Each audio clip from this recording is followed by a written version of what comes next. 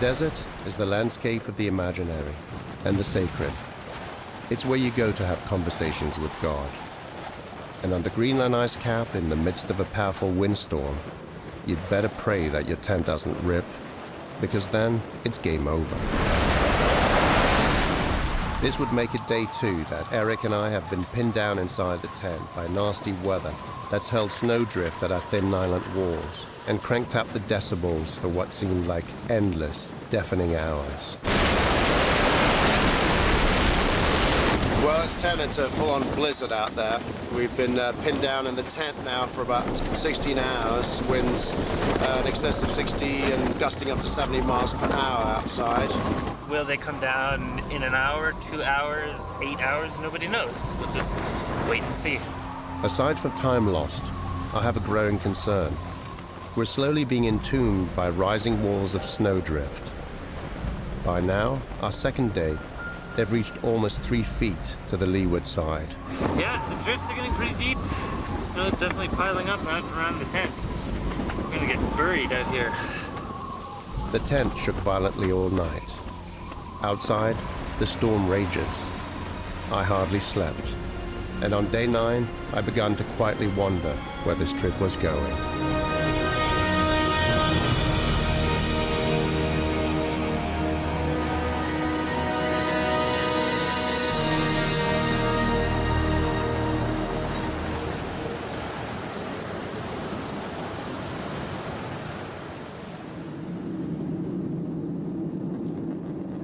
This adventure took seed over many years of gazing through the porthole of transatlantic flights between Europe and the US.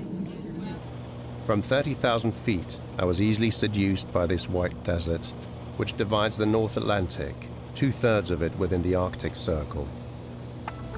Too large to be an island and too small for a continent, Greenland is, for the most part, one giant ice mass, hugged by mountains along its coasts. Its interior was first explored by Fridtjof Nansen, the Norwegian explorer who in 1888 made a do-or-die east-west traverse. The ice sheet slowly rises from sea level to more than 2 miles, crushing the land below it. The interior is windswept and desolate, with no food source and no life, just like a frozen sea. The ice sheet is dominated by the cold katabatic winds that pour from the top and gain speed on their way down the coast. The prevalence of winds makes the Greenland ice sheet ideally suited for kite skiing expeditions. It was only in 2005 that Nicholas Norman and his team dared the first south-north crossing on skis and kites. Had kites been perfected in Nansen's day, there's no question that he would have used them. Yeah, we're heading Mount Hagen for some backcountry kite skiing. I had trained and developed my kite skiing skills in the glorious Montana backcountry. Kite skiing in itself isn't that difficult. You need snow, open terrain, and wind. The 3 don't always line up, but changing conditions is what you train for. So you're out there and you decided, man, this 45 has turned to 50. Here's the idea. Move the kite closer to you. This landscape is absolutely remarkable in Montana. Unfortunately, we're still chasing wind. We haven't been very lucky. So we're driving around a lot and trying to find the proper places to launch our kites. It's a sport where you make fast friends that share the same passion, like this crew of misfits. We're here, Georgetown Lake, Montana. The ice is thin. When you go out, it's thicker, just for the heat from the land. So you could get a wet foot. You don't want to start that way. Means it's gonna be a little gusty. Good. We got wind, though. We got wind, that's for sure. Yep, anchor.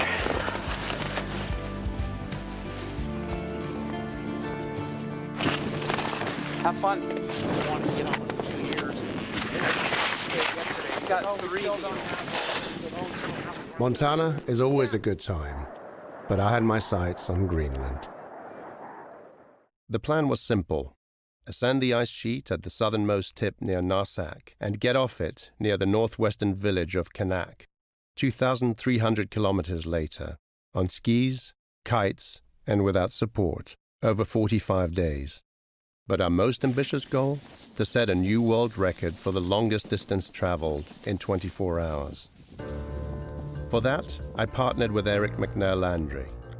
Born to a family of polar guides, Eric is an avid kiter, and at 25 is experienced beyond his years. Hi, I'm Eric. How are you, buddy? I'm about to go out kite skiing. Well, let's go. Yeah, should be interesting. There's just enough wind. In choosing a teammate for this trip, I knew that his skills would elevate mine and provide a good counterpoint to my 46 years. I had just crossed the Arctic Sea to reach the North Pole on foot. Between us, we had several trips to Antarctica, and Eric had kited twice on Greenland before. If anyone could do this, I felt confident we were the team for it. Some of the challenges that we'll most likely expect on this trip is kind of two main things. The southern tip of Greenland is renowned for its bad weather. Storms, rain, and just non-cooperative winds, i.e. non-existent, high-pressure systems, winds from the north, a whole variety of things like that. So that's something to expect. And then both on the southern tip and more so on the northern tip, we will enter areas, crevassed areas. So that's a little bit of a danger there. Exploring in modern terms has a lot more to do with pushing the limits of the human potential than it does with mapping out the world, which at this point has been pretty much mapped out by satellite positioning and such. But nonetheless, when you travel in these regions, and they're so barren, and they've been traveled by so little people over the course of centuries, and you're immersed into the history of polar exploration. So you can't help but think of Nansen and Amundsen and Perry and those great explorers. In some respect, you're echoing the very spirit of it, and you perpetuate this human nature to want to basically venture into the wild and try to find yourself in the process. Kite skiing in desolate and inhospitable environments that are cold and icy presents all kinds of challenges. The wind is your friend, but can also be your enemy if you're not careful. It really has to do with what level of respect you impart on that relationship. But there's a magnificence about these places as well, and a magnificence that generally reveals itself only to people who commit to the effort that it takes to get into them. And then you get a real privileged view of being in this type of environment. Before heading off, I flew up to Eric's hometown of Iqaluit, at the edge of the Arctic Circle, to refine our equipment and for some time on the ice, or as we call it, shakedown training.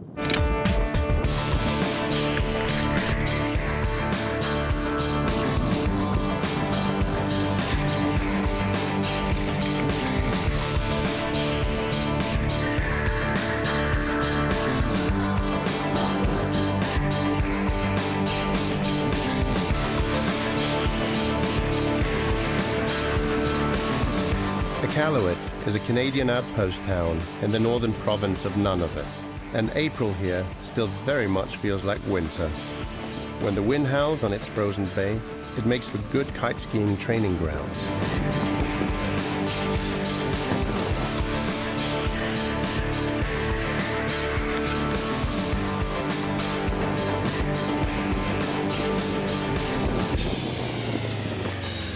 And when the wind fails, we get to feed the dog teams and dive into food and expedition planning.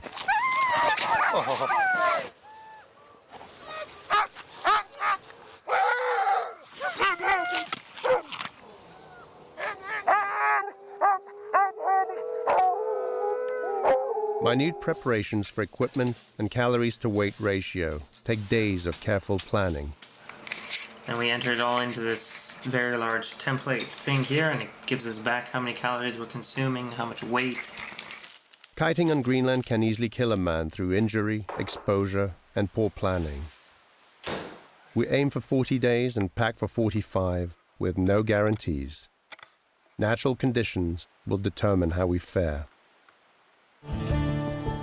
Finally, there's the trek to the ice.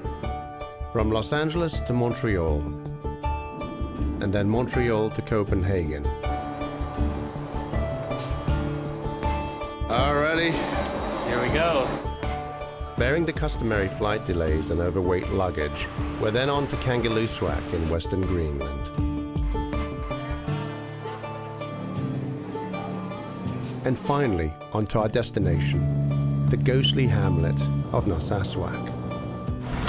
All right, we're here in Narsarsuaq. This is the final stage of our flying experience, hopefully at this stage anyhow. From here on, we should be either walking or kiting. Where are we going, Eric? Check in so we can legitimately, I guess, get onto the ice cap. Say goodbye to flushing toilets for the next 45 days. Always a favorite subject, that one. Toilets. In this tiny village of 152 mostly invisible inhabitants, we finished packing before setting off. We've arranged for a fisherman to take us by boat to the foot of the ice sheet.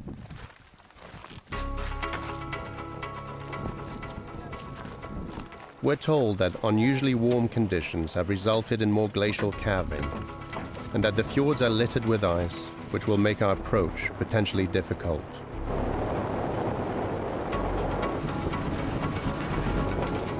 From a global perspective, Greenland stands on the geopolitical front lines of the climate crisis. Were its ice to melt entirely, we'd be mooring boats to the third-floor windows in downtown New York. As it is, its accelerated melting discharges water into the oceans at rates of 273 gigatons per year. This is especially relevant today, as the last decades boast increasingly warmer temperatures, and for Greenland, the highest fluctuation anomaly on record.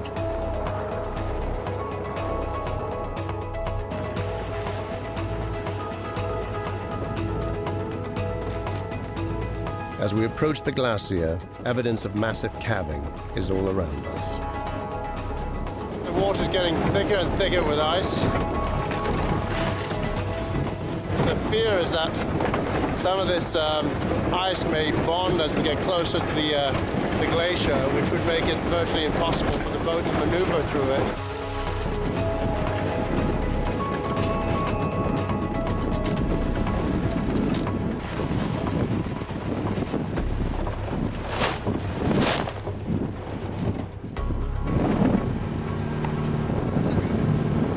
Well, definitely getting quite thick now. The boat just landed on top of a piece of ice that we're trying to get over, but it doesn't look very good. It seems our friends don't like to concede defeat, but sometimes, when faced with overwhelming odds, the best strategy is retreat. Multiple recons of the area, and 2 hours later, we're on our way through an open channel. At last, ahead of us is the foot of the glacier.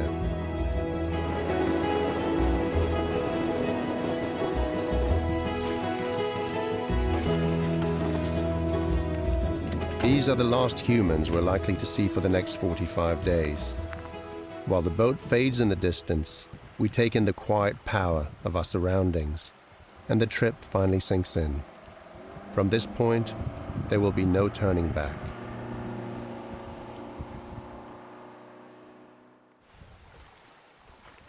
In the midday sun, the temperatures are unseasonably warm, and all around us, the ice is bleeding. But we're officially on the ice, and about to enter another world.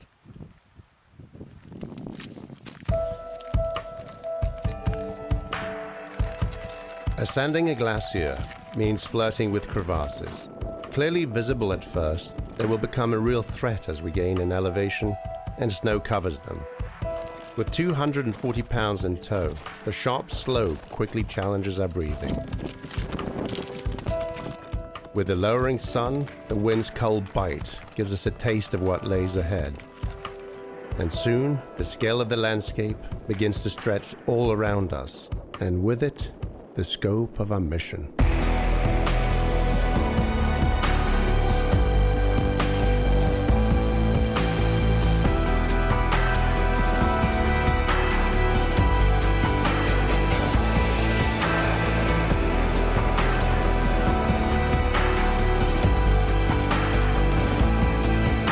Exposed, bottomless crevasses are a constant reminder of what could happen with one mistake.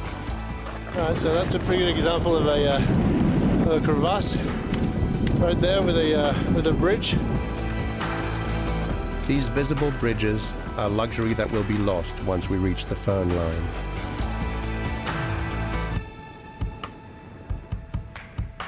Sometimes, a small opening in the ice can lead to one big surprise. Like this ice cave.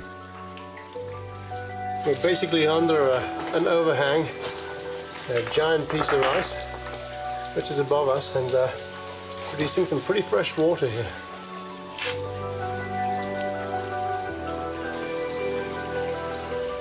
And there's a moorland. It goes all the way up to the surface. You can see it sort of serpenting up all the way up to the top. Only when you come out this far can you see this kind of beauty.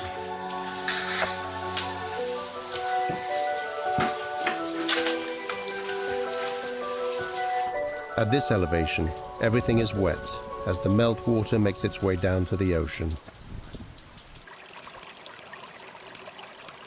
We've made it into the ice cap. This is our first night in the tent.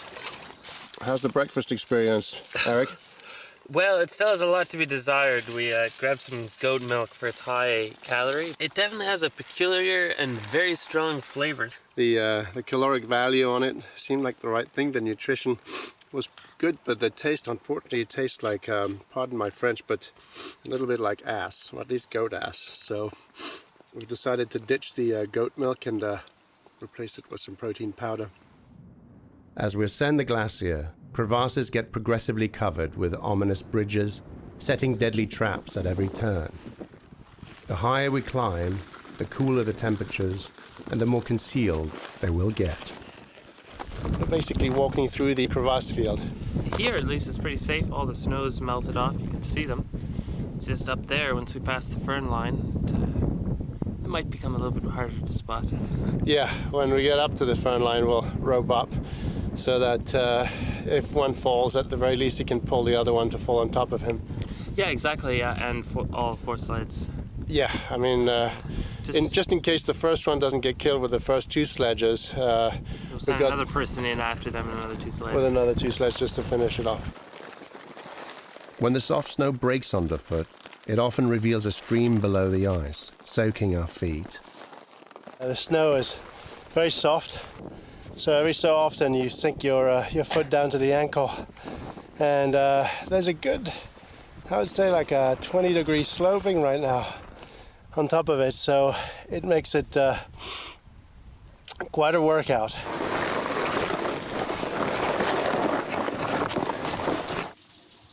A large crevasse can reach depths of 100 feet or more. Crevasses are the result of gravity pulling an ice mass downhill and literally cracking it. We take turns in the lead, effectively splitting our chances of an accident. A good bridge will freeze over and give solid footing, but a bad one will collapse without warning.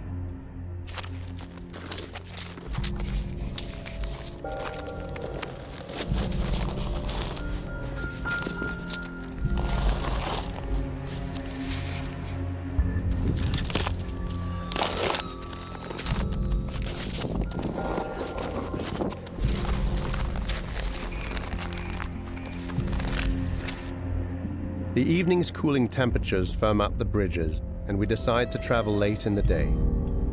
As we reach the fern line, the cracks are harder to spot, slowing our progress down to a crawl. The The subtle depressions in the terrain are critical signs, which can be tough to spot in the fading light.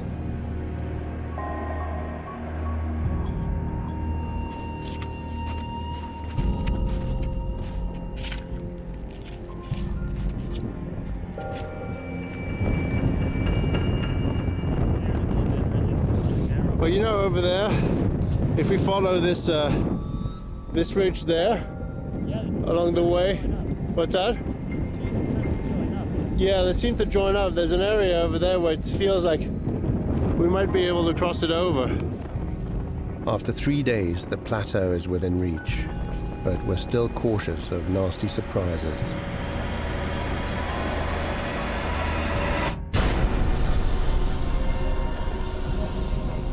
When the ice suddenly gives from under you and your legs dangle above a dark, bottomless void.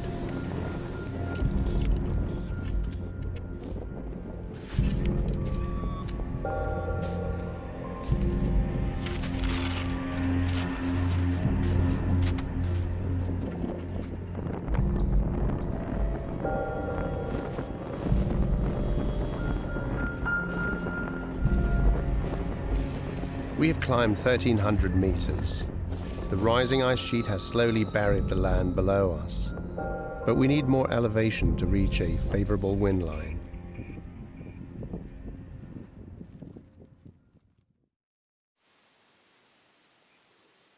The daytime sun bakes the ice, making travel virtually impossible. So we rest. Pulling the sledges uphill through the soft snow would be like dragging them through syrup. We're waiting for the temperatures to cool down so that the snow gets a little hardened on top. Right now it's very, very soft. We pretty much sink to our knees with every step, so we've spent the day basically drinking tea and saying silly things and sleeping some, and we're going to travel by night. We're setting off. Temperatures definitely cooled down considerably. The wind's picked up. Wind's still in the wrong direction, so we're going to ski through the night again. Luckily the ice is nice and hard now, so we can ski. Won't add too much drag to the sledges. We hope to put maybe about 20 kilometers. What do you think, Eric? Yeah, probably a little bit less. Maybe 17, 15? 17, 15, something like that. Perhaps 20 if we feel like superheroes. The landscape is now dominated by ice, with the last of the peaks fading to the south. We got dropped off near Narsak and we're just slowly climbing up.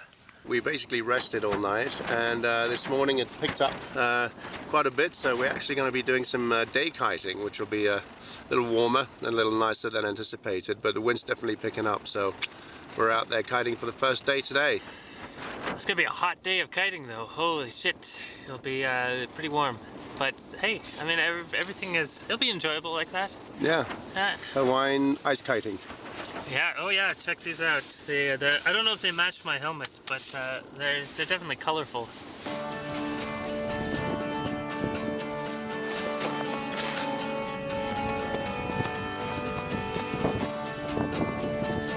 The light surface wind barely holds the kite up, but with extended lines, the sail finds the air above, and we begin making distance.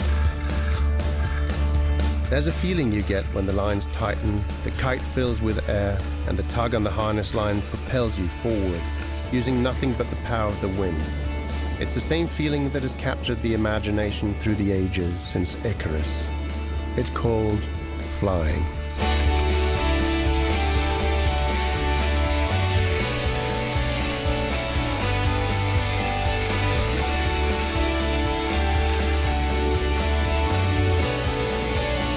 In 1 hour, we had covered more distance than we had in the previous 5 days, until the winds shut off entirely.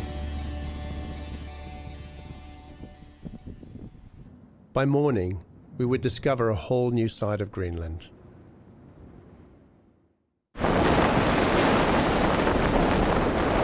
What do you think of the chances to get out today, Eric? I don't know. I mean, we'll travel. When? I'm not sure. I mean, the way physics work generally is that the winds eventually have to come down. we're pinned down for the moment, just hoping for this stuff to come down a bit so we can get going again. Great day yesterday, super strong wind today. Eventually this will calm down, and hopefully soon.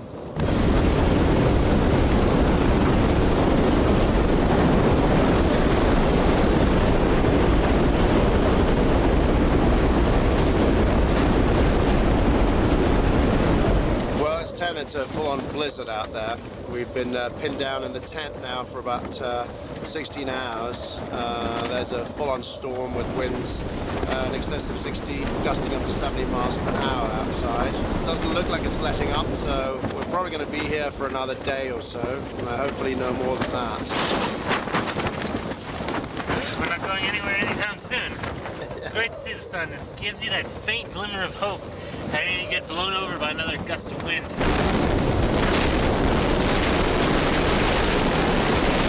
With any luck, the tent will hold up. It's giving it a pretty fair shake right now. And hopefully this will blow over and we can get back on our journey.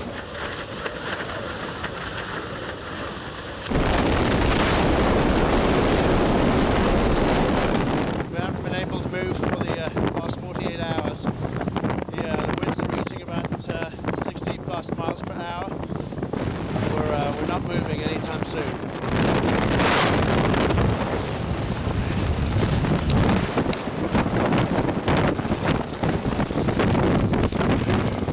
Wow. It is nasty out there. Oh yeah. It got a little bit better at midday.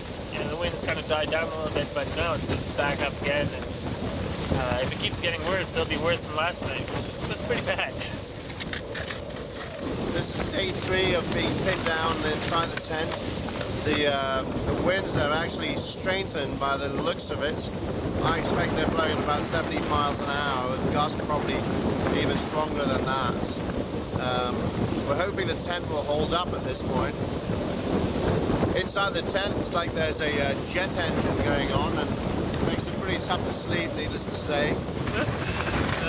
Wonderful. The wind chill temperatures outside reach -40, but inside the tent, when the sun is out, the greenhouse effect can raise temperatures to moderate, even balmy conditions.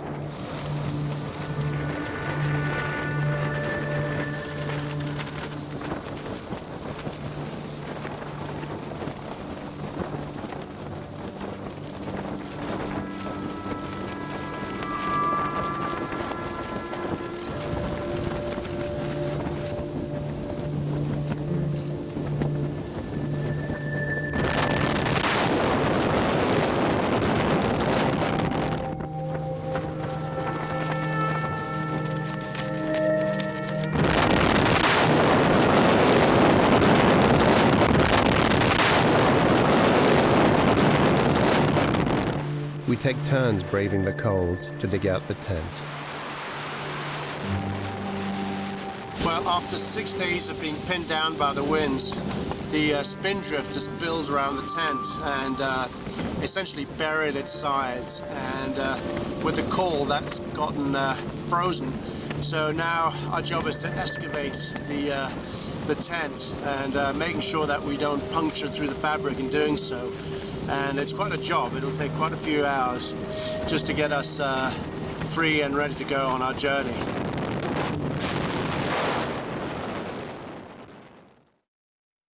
On the morning of our 6th day, the deafening roar and familiar flapping of the tent's fabric is abating. The storm, it would seem, is finally over. It's the last 6 days of howling winds with all this spindrift that essentially has been burying the tent up. So we've just spent the last few hours digging him back out in an attempt to get out of here. But no sooner had we cleared the tent than the wind appeared to be building once again. We just got done excavating our tent out of this hole. Got back into the tent and started to clean up 6 days worth of mess and pack them up in the sledges when a violent gust came, and here we are now. The winds are very strong again, and we are stuck in the tent because it's just too windy to go out and kite again. So It's almost 7 o'clock on day 6. The good news is we've excavated the tent. The bad news is that we're not on kites. Nuts. I am going nuts. That is what I have to say. This is crazy. Losing touch with reality. Isn't this fun? With an onslaught of winds reaching 80 miles per hour, you have to admire the design ingenuity of the sum of nylon cloth, 4 poles and a few lines to anchor them, which together amount to an oasis of relative tranquility amidst such external chaos.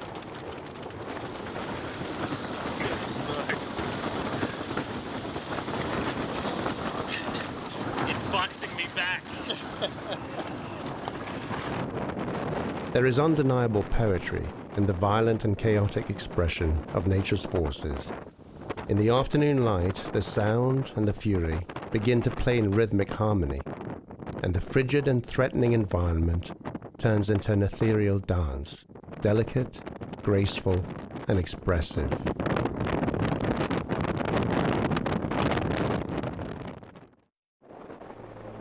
By the afternoon of the 7th day, the winds came down enough to give us back control of the narrative. We dug ourselves out of our hole, and we were out of there.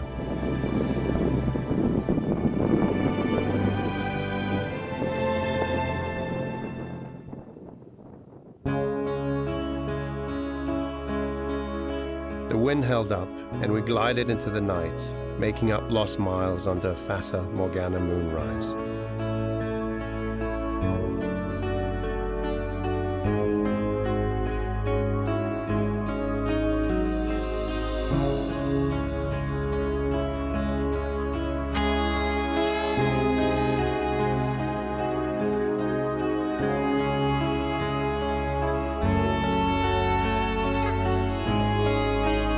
Pretty nice way to end the bad wind spell.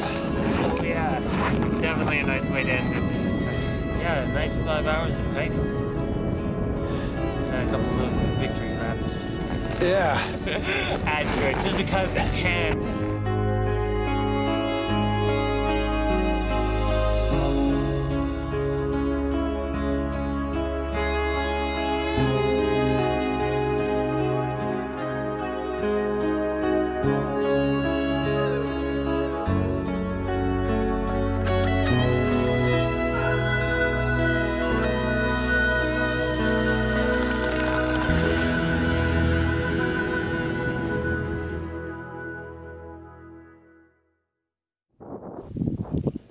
From adding 100-kilometer winds to 10-kilometer winds all in the span of 3 days. Yeah, this is a lot more chilled out than the howling wind. It's definitely chilled out. Very relaxed. It is indeed. Yeah, come to Greenland. Enjoy peace. Chill. Yeah, That's right. it's not crowded. Very low population density. Yeah, very low density. It's a country of extreme, Greenland, you know? It is, yeah, exactly. The winds all but died down. They can't even fly the kites up. On day 16, we did, I think, about 13 kilometers in 4 hours. What I keep thinking is it beats walking, but not by a long shot, because the wind is straight in our backs, which is probably the worst direction to have, especially in low winds, because there's virtually no pull on the kite, so it's been relatively miserable. In dead calm conditions on an ice sheet, the silence is deafening.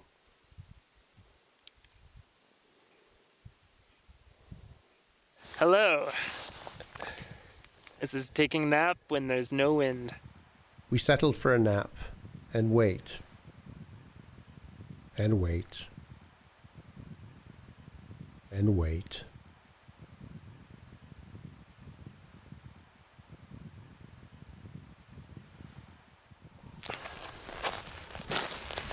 Yeah, no, it's not going anywhere anytime soon. Neither are we. The winds keep changing directions. Yeah. This is a windsock in bad need of some Viagra. With the sun setting, we finally pack it in for the night and set up camp. Another day lost, and with it more miles. With 13 kilometers for the day, we're a long shot from the 508-kilometer record.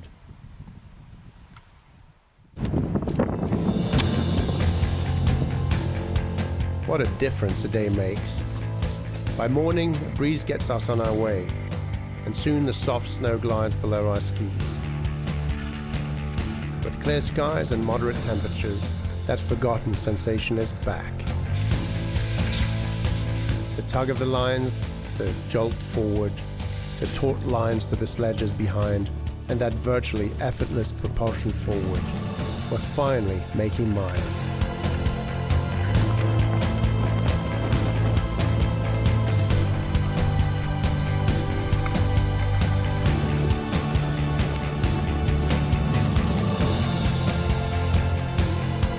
We settle on 2-hour runs and 15-minute breaks, and ride right into the evening when temperatures plummet to -20, firming up the ice.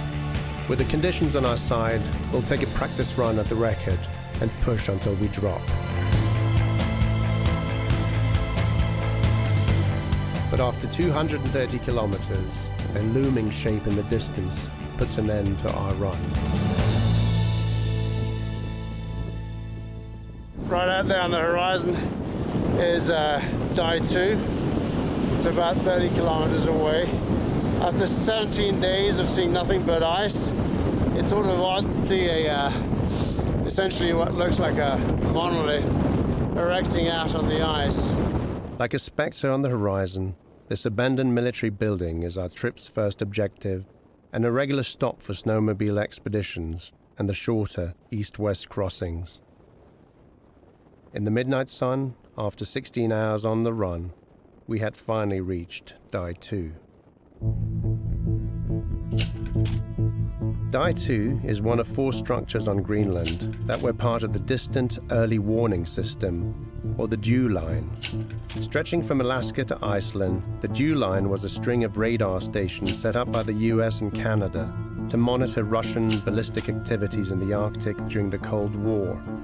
The advent of satellite technology made the line obsolete, and it was decommissioned in the late 80s. Die 2 was abandoned in 1988. It is flanked by a runway still used to practice Antarctic takeoffs and landings, and is maintained nearby by a very small camp. Hey there. How you doing, Sebastian? Sebastian? All right. What's your name? Drew. Drew. Yeah. How long have you been stationed here? We got here the end of April, 3rd week of April, and we stay until about that time in August. And then after that it gets dismantled? Yep. The whole thing comes down and we take it back to Kangaroo-Sack. Sweet digs. Yeah. We've got that wind generator and solar panels out there, so we've got all the power we need. The couple at Raven Camp make up the entire population density of the Greenland ice sheet, and with months in isolation, a pet project can lead to unusual companionship. All right, let's go tackle Die 2. Part cathedral and part sci-fi movie set, this relic of a bygone era is a de facto stop for most expeditions on Greenland. 10 stories high, the building was raised on hydraulic columns, capable of lifting the massive structure to adjust to the shifting ice.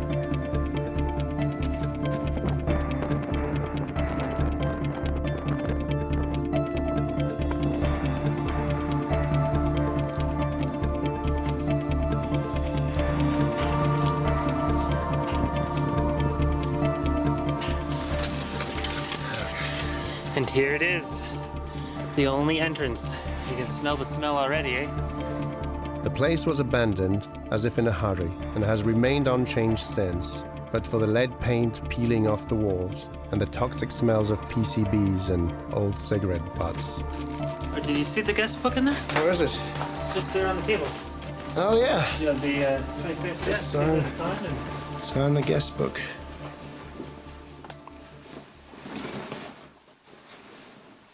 This is where most of the Coke is. There's some beer left over. Oh yeah. Check that out. 20-year-old Coca-Cola. Do you think it's still good? Obviously. So basically the They hitched the building up, they built it on these pillars. As the structure was sinking in, they basically raised the entire structure by somehow having this, it must be on hydraulics or a cranking system. That's always a little bit creepy. I remember that from the last time. Yeah. That's the generator room, which powered up the entire station. This is what kept this place alive. In this room, all the various expeditions that have come through here are signing their names. 2007, Curtis, Sarah, Eric. An extra toilet when you've been spending a few weeks without one. Looks pretty appealing. Oh yeah. We might have to take this one with us. Jumpy. We won't get to do this in a little while. So that's gotta be the side door to the dome, but it's obviously not open. There are frozen egg trays and bread loaves, soft drinks by the cases, and coffee cans and sugar, as well as a metal shop, tools and electronics. Die too smells of a civilization that did not make it, a post-apocalyptic vision into the future. The purpose of this deserted building is almost prophetic. This, I can't help but think, is what will look like after we've gone. This is kind of what you imagine the space shuttle to be a little bit like. Oh yeah, no kidding. With all the dials here, you can be like... Were aliens to stumble upon this archaeological site, they might wonder what a vacuum cleaner is, but they'd get a pretty good idea of the female anatomy from the adult magazines lying everywhere. Mostly, they would think we're a pretty messy bunch and very cold-blooded to settle for such a place. And then there's stairs. There, yeah. All right, let's go on the floor. Let's go check it out.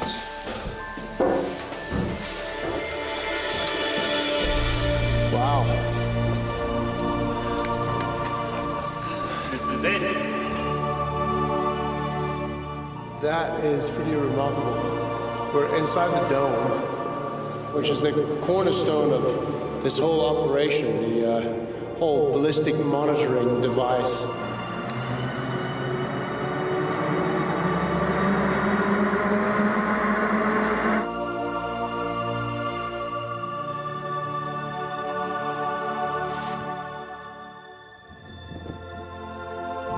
Dwarfed by this giant, we would soon leave behind the place that time had forgotten.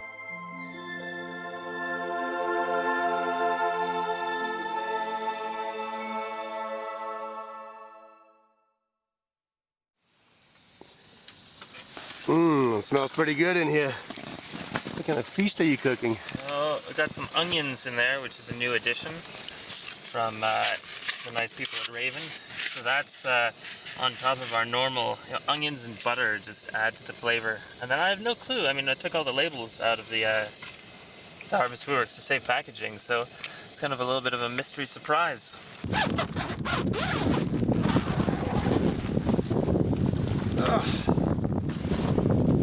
All right, day 20. We're almost about halfway through the trip now, and we've got light winds today, so hopefully we can get some mileage done. We did about 80 clicks yesterday. We need to average at least 70 a day.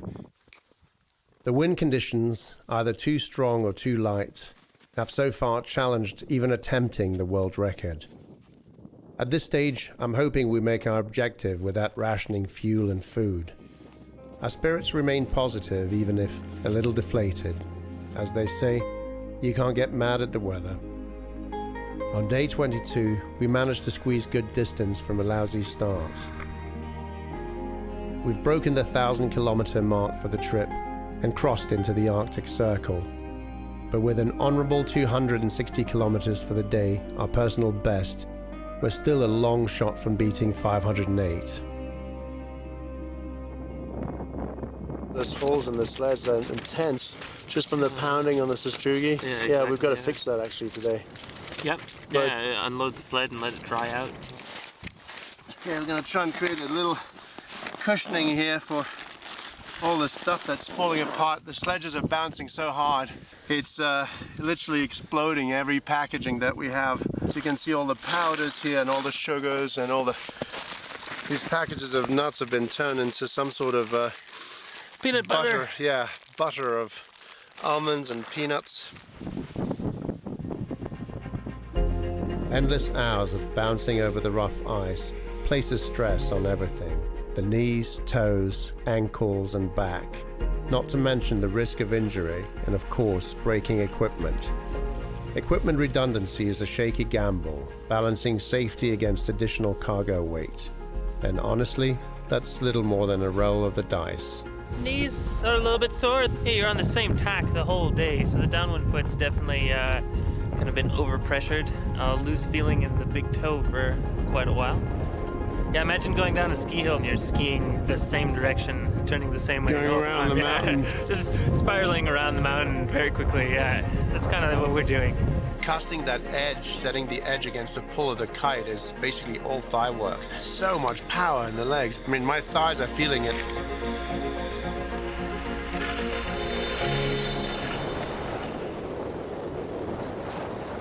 Yeah, that was one hell of a day. The beginning of the first part of it, I was really bumming. It was so slow moving and just really light wind, struggling to keep the kite up in the air. And after, what did we do? 10 hours, I think we covered maybe 70 clicks. When the winds are light, you use your arms to work the kite back and forth in the wind window, and that generates more force. And then, of course, when the winds pick up, you end up just parking the kite in one location, and it pulls a lot. And it pulls so much that you have to really, really edge with your skis to be able to hold your ground. We just got into the midnight sun, basically. The sun doesn't set anymore. We're just past that latitude point and at this time of the year. So we noticed it for the first time yesterday. So we traveled right through the night and then into the day, and the joyous part about that is you get to sleep during the day when it's nice and warm in the tent. Of course, it means you travel through the night in the cold.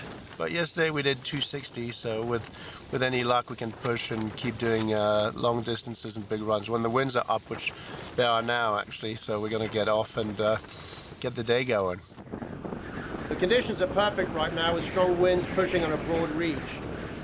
We're going to rig big and take a shot at the record. At the speed we'll be traveling tonight, our teeth are going to be rattling, so here we go. We're going off for the world record.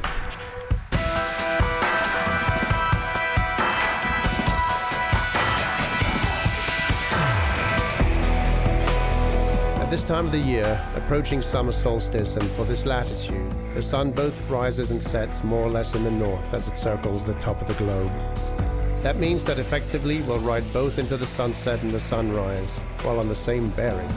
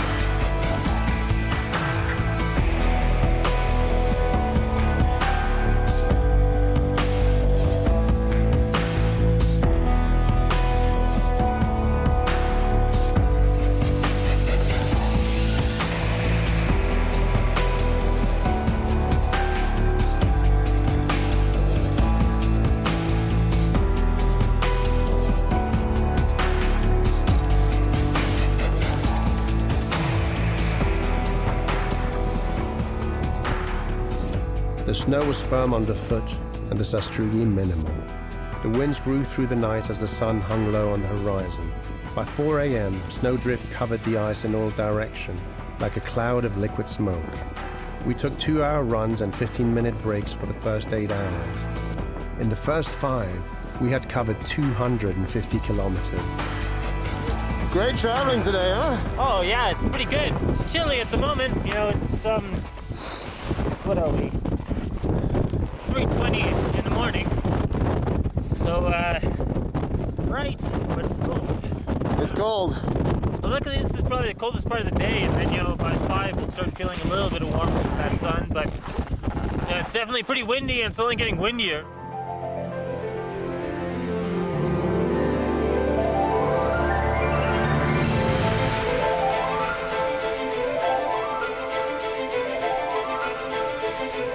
By early morning, the winds were pulling back, but we were still crushing it. Abiding only by natural laws, fully sustained with the sledges in tow, the sense of freedom in this white vastness is like riding into a post-apocalyptic movie set. Each gust propelling us faster, farther into the great north.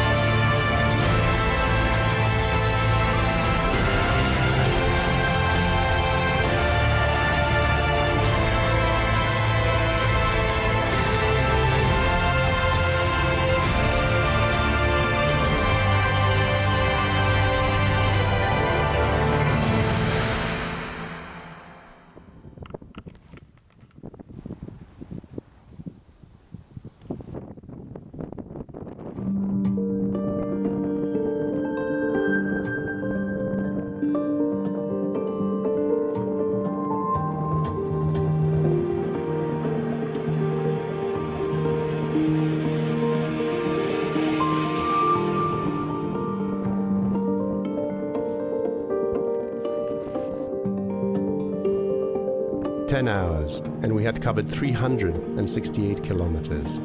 At that rate, we would pulverize the 508-kilometer record.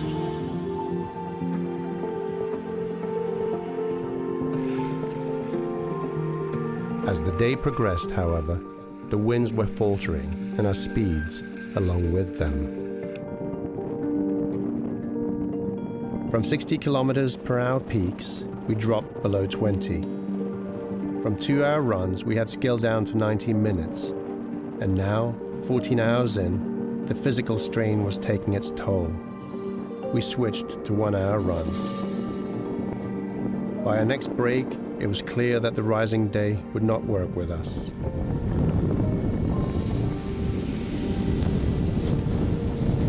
Yeah, chipping away at it. Slow going, but started on jet fuel this morning, but then the wind came down quite a bit, and now they're just cruising. Winds aren't that strong, but they're still good. We'll still be able to put a little bit more mileage in today. Beautiful weather too, and it's quite warm. Yeah, the snow's starting to stick together a little bit more. Yeah, I noticed that. It's a little heavy, huh? A little bit heavier, yeah, but it's still pretty sweet. A system closed in, and the winds pulled back further. The snow was heavier and slowed our progress. As fatigue set in, we began to doubt. But we were still making miles, the ski's edge biting against the pull of the kite and slicing its mark into the silent world of white.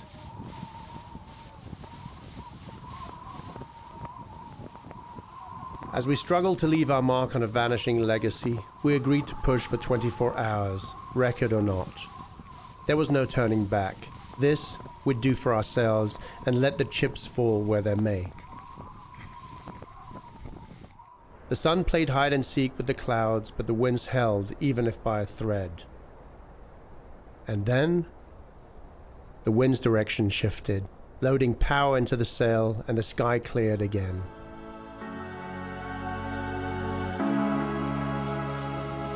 That was the break.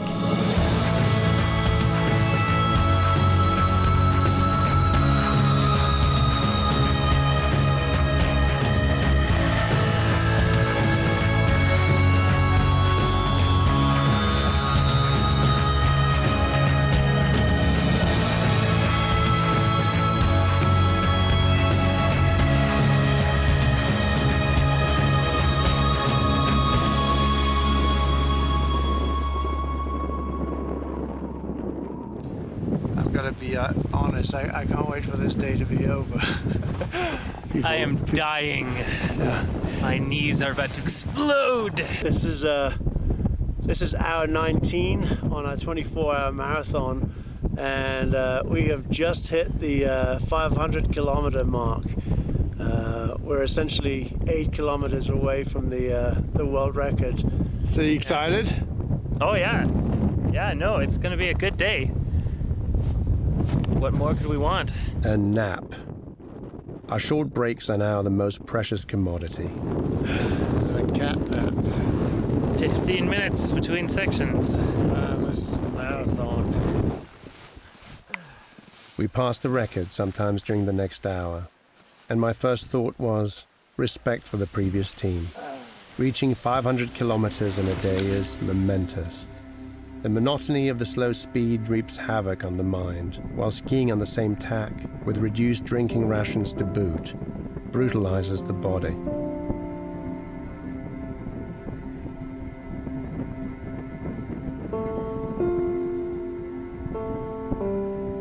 On a 24-hour run, liquids freeze well before the finish line, and dehydration adds to the exhaustion. We'd agreed not to check our progress until the day's end. The record was ours, and this would be our surprise. There would be no cheering crowds, no hot tub, and no masseuse. We arrived at a point determined by the clock, and that was to be our resting place for the night. Could you do me a favor and check something for me? I believe we've set the new world record for longest distance in a 24-hour period. We did 595 kilometers. All right, one hell of a run, huh? I know. Jesus. Basically, we went from here all the way to about there. Covered this distance in one day. I'm probably gonna lose feeling in one of my toes for quite a while just from it hitting the front of the boot. The downwind calf, you know, the one that's edging, because we were on the same tack for the whole day. But definitely the last few hours were tough, especially the last 2 hours. And then the last hour is just a complete blur. I was not even thinking very clearly at that point. It was mind over matter. That's the world record for longest distance, which is a hell of an accomplishment. And yeah, we'll get a free day off after this. A little bit of sleeping, a little bit of eating, and we'll be on our way again. Polar records can be like that. Obscure, old-fashioned, and abstract. But we had done what we'd set out to do, and for now, that was reward enough. The high point may seem behind us, but it's no time to let our guard down. We have 750 kilometers still to cover, and changing weather as we head north. Eric's on twisting the lines right now. It can be a real buzzkill as you set out to kite for the day, and especially right now we've got 3 lengths of line because it's very light wind, gives more power to the kite. But when they get tangled, it can really crush your nuts and take the buzz out of the fun. It's super light winds right now. We're on day 25th. I think we've got barely about 8 knots of wind. It looks like we might not be able to take off tonight. Doesn't look very good. No, we can wait 10-20 minutes and see if it picks up at all. If it doesn't, who knows? Yeah, it was a nice idea to break the tent down. Mm-hmm. Better air quality out here. Yeah. Think of it that way. No benzene fumes. Yep. You're not going to sleep anytime soon. I've rarely seen somebody who can sleep as well as you do. Yep. In fact, you slept once kiting. Mm-hmm. That I have done in the past, yeah. Yeah, that's remarkable. I think you should Birds can do it. I mean, come on. Sleep on the wing? Ah. That's true. I never thought of it that way.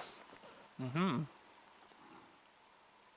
They also have some weird things going on with the brain, but Well, you've got some weird things going on with your brain. maybe. But,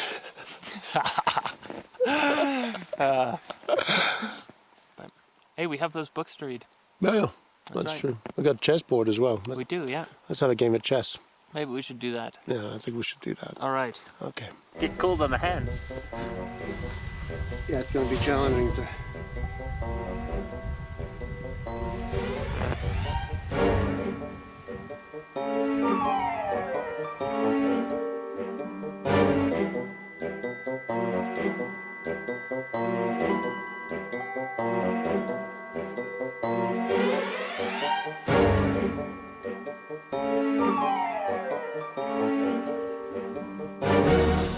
That's it. The kid won. The cold one, I think. Nice game. If anything.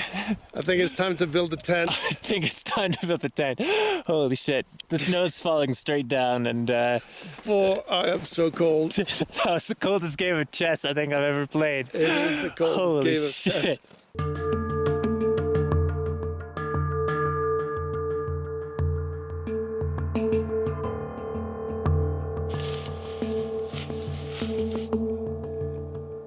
The following days would throw a mix of conditions at us, ranging from moderate to light winds and considerable snowfall. It's the ground condition that's alarming. For this latitude, season, and altitude, the snow is unreasonably soft. This is an ice sheet, not a snow sheet. The season to date would prove the warmest on record. Farther south, we soon learned that teams were being evacuated by helicopter due to massive melt ponds. We had dodged a bullet and fastidiously made our way farther north. Well, we're just starting to see land. We've seen a couple of peaks timidly sort of appear on the horizon. First one, then the other, and then like a cloak being lifted, almost celebrating the final phase of our trip. A whole range appeared on the horizon. So we're about 45 kilometres or so from where we will stop kiting and start skiing. We took in the last of the Great White Void. As we descended in elevation and headed west, the ice cap slowly exposed the mountain that all this time were buried under our feet. We would soon reintegrate a world dominated by land and all the social intricacies that come with it. We've just found out that the bay's too frozen to be picked up by a boat, so we'll have a helicopter pick us up in 2 days.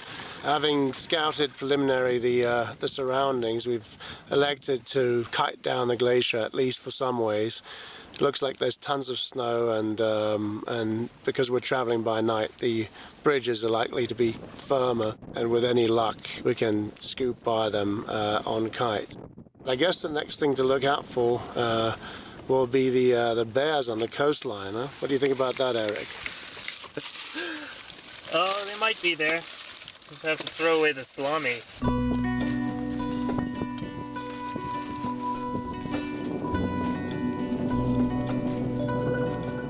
So this is a flare. That's the only protection we have against the bears here. Well, at the very best, if a bear really wants to have us, you'll have a festive 4th of July type of feel to the festivities. But anyway, that's our defense system right here. Eric's got one, although yours is a little smaller than mine.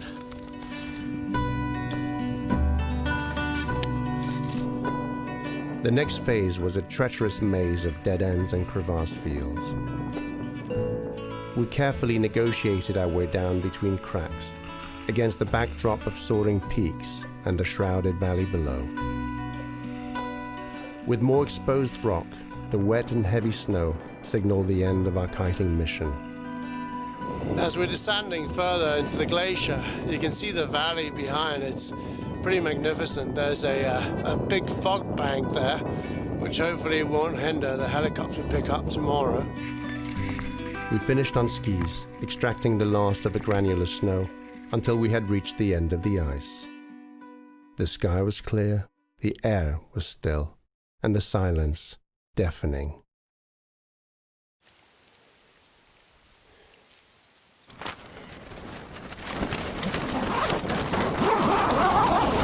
We settled on an oasis of white amidst a sea of rocks and set up camp.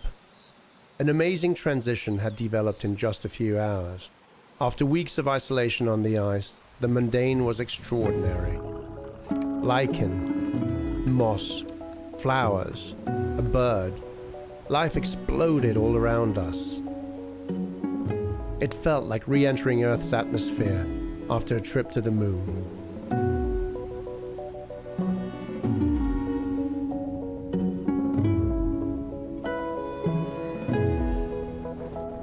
With a day's rest, we proceeded to scale down the final 700 meters of elevation to the coast below. A steep and treacherous 7 kilometers down climb made all the more awkward for the cargo we carried with us.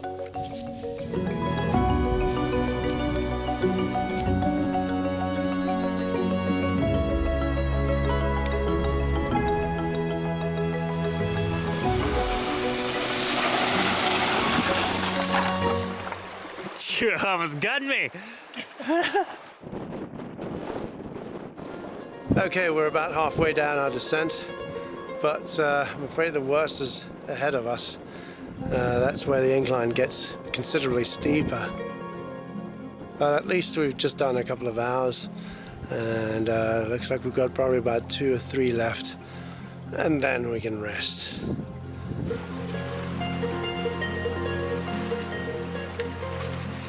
The quick descent in elevation brings warmer temperatures, but the sharp incline is a break an ankle or crack your skull situation waiting to happen, made up entirely of sharp-edged rocks cracked by the harsh glacial conditions. Navigating those last miles gave us plenty of time to reflect on the suspended reality of the last 40 days.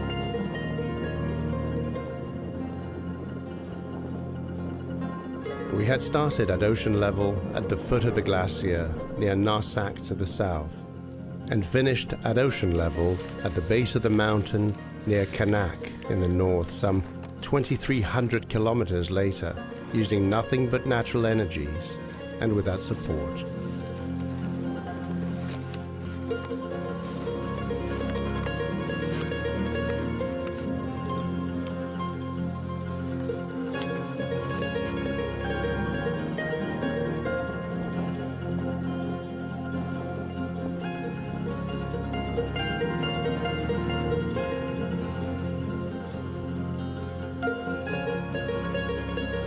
All around us, receding glaciers display marks of their former glory, their extent and thickness betrayed by outdated moraines and hillside scars.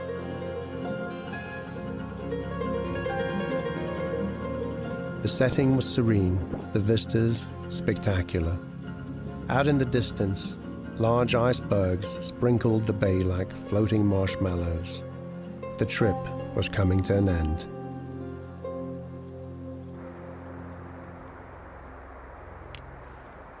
I wanted to give you our GPS location for the helicopter pickup.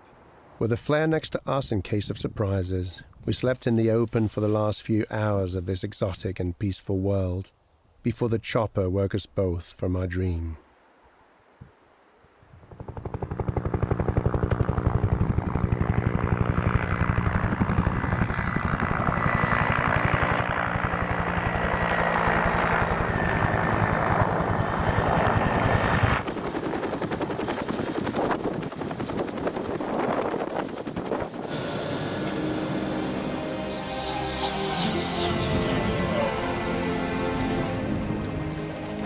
Oh there. Hello. You Finn? Hi. Alan. Sebastian. Hello. Nice to meet you. Same to you. All right. Eric. Yeah. You have no trouble finding it? No. Yeah, excellent. 2 miles, 3 miles. Oh yeah. Yeah, so you have a good trip then. Oh, yes. Yeah, it was good. Yeah, long way to Narsarsuaq. Yeah. From Narsarsuaq to here. Yeah. 40 days. Yeah.